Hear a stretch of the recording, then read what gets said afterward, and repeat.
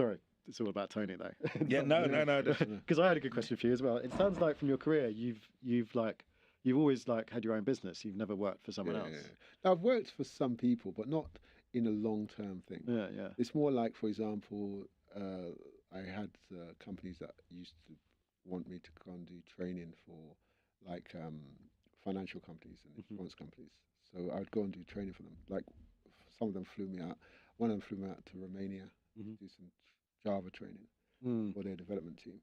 You know, so more like freelance. Yeah, rather but still, than, it's still saying that's your own business. Exactly. Yeah, and then the question is like for people who are like on that path or thinking about going on that path, and maybe that will be more common, like with AI and stuff. You know, what are the biggest challenges you faced, and what would you recommend? The biggest challenge with your own business is discipline. Yeah. If you don't have discipline, just don't even bother to start, because you just need to. It's funny. You have to. You have a business and you're in control of your own time, but you still have to wake up at whatever time in the morning, 8 o'clock in the morning. And you still have to go to work in your business. Whereas a lot of people, when they start business for the first time, they think, I have my own boss. Yeah, I can do it. I wake up when I want to do it. Yeah. But when it comes to the end of the month, there's bills to be paid. So you need to focus on getting up, doing all the things that you would do in your normal job. Do it for yourself. Yeah. One of the biggest reasons why businesses fail is because people that start the business think it's my business. I'm in charge. I'll tell myself when I'm waking up. I'll tell myself when I'm sleeping. No. And that means that they're giving less time to their business than they would give to their work. And that's why a lot of them fail. Yeah. In fact, what I do is I'm one of these people, I have a lot of discipline. If I have a business, if I have something to do, 6 o'clock in the morning, I'm up. Because the reason why I wake up 6 o'clock in the morning is because I know between 6 and 9, nobody's going to disturb me. From 9 o'clock, everybody has the right to give me a call. Yeah, you're definitely ahead of the game. I've started that in the last few months, getting up at 6 in the morning, and you really like, by the time everyone else is logging on, you're kind of like, you've got loads done, you're ready to go. Yeah. Exactly. But yeah, it's hard to do when it's your own thing. Exactly. Because you could, if you want to, sleep until 11. You know, Exactly. no one's stopping you. Exactly. And some days you do. Yeah. Because you can. Yeah. But you shouldn't make it a habit. Yeah. Don't get much time to sleep until that. If your body needs it. If your body, you're listening to your body, and I think it's the fact that you mentioned that is I developed that habit. Yeah. But it actually came through boxing, through the instruction that I should be getting up at 4 o'clock in the morning, going for a run, come back at 5, go back to sleep, then get up.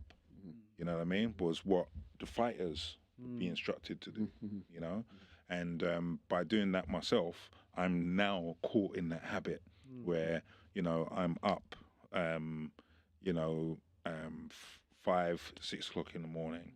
Even some mornings 4. But where I lacked the discipline was going to bed early.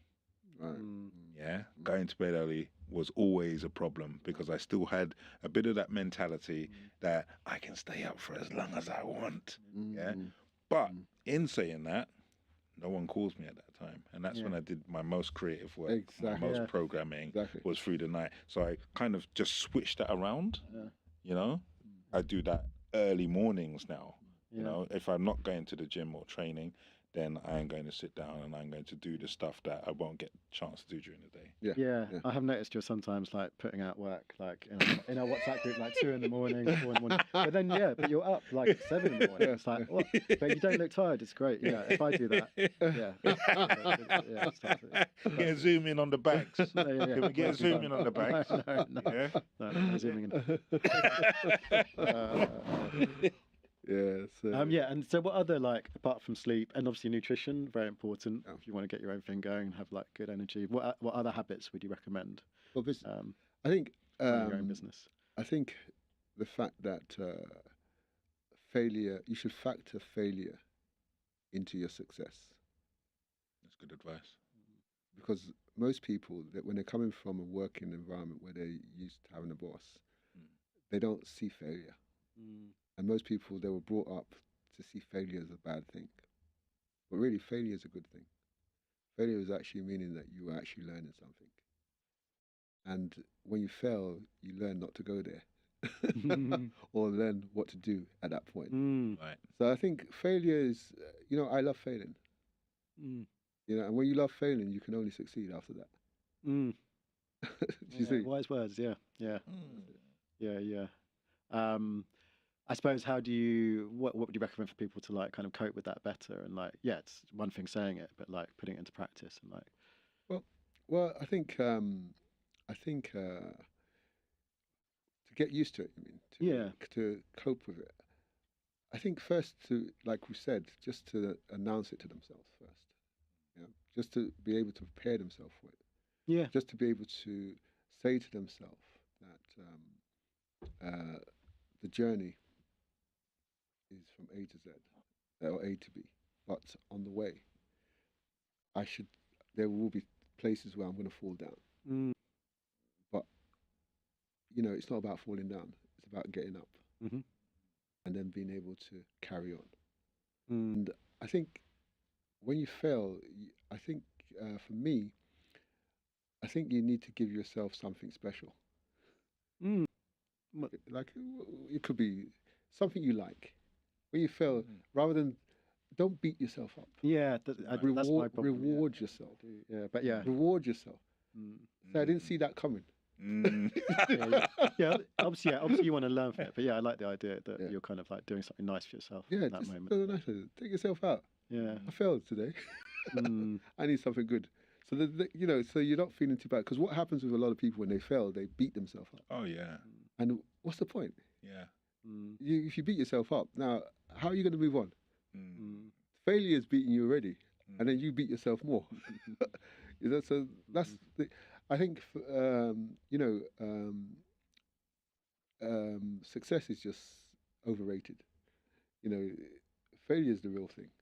If you look at all these successful people, they'll tell you, their real stories are the failures. It's not the success. There's nothing to say when you succeed. Yeah. I always say to people, ask yourself a question. When you succeed, when you become successful, people are going to ask you about your story.